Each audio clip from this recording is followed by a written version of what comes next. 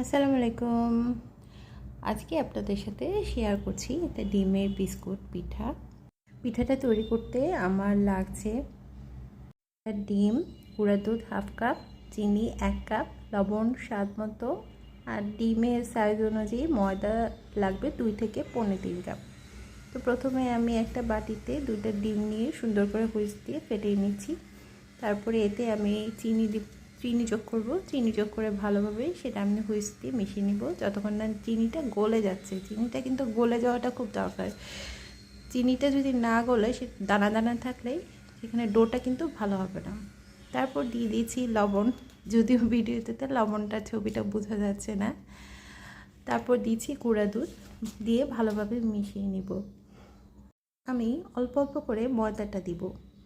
ময়দাটা প্রথমে 1 কাপ দিয়ে আমি ভালো করে মিশিয়ে নিচ্ছি। তারপরে আমি আরও 1 কাপ দিয়েছি। 2 কাপ দেওয়ার পরে আমি যতটুকু লাগবে সেটা বুঝে বুঝে অল্প অল্প করে দেব, যাতে আমার একটা পারফেক্ট ডো তৈরি হয়। এটা অনেকটা আটার ডোয়ের মতো হবে। ভালোভাবে মথে নেব। মথে আমি এটাকে 20 মিনিটের জন্য ঢেকে রেস্টে রাখবো।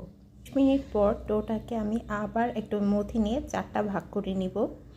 প্রথমে এখন একটা ভাগ নিয়ে সেটাকে একটু আটার বা ময়দা দিয়ে ছিটিয়ে আমরা রুটি শেপ করে বেলে নিব। আর এটার মতোটা হবে আপনার পরোটার মতো। তারপর আমরা কুকি কাটার দিয়ে সুন্দর করে কেটে নিব।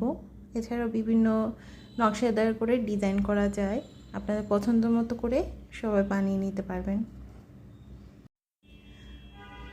এখন আমরা ফ্রাই প্যানে তেল দিয়ে, তেলটা ভালো হয়ে গরম হওয়ার পরে আমরা পিঠাগুলো ভেজে নিব। অবশ্যই একটু অল্প আঁচে ভাজতে হবে, আঁচটা মাঝারি থাকতে হবে, বেশি হাই হিট দেওয়া যাবে না, তাহলে পুড়ে যাবে।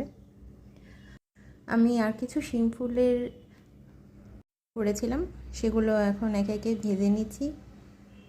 বেশি লাল করে ভাজা যাবে না, সামান্য লাল আসবে। পিঠাগুলো নামানোর পরে এমনিতে আরেকটু লাল হয়ে যাবে আর আরেকটু শক্ত হয়ে যাবে, ক্রিস্পি হবে। তাই আমরা অতিরিক্ত ভাজবো না। পরিবেশন করে নিচ্ছি। এগুলো অনেক মজার। সবাই লাইক কমেন্ট করে পাশে থাকবেন। Thank you.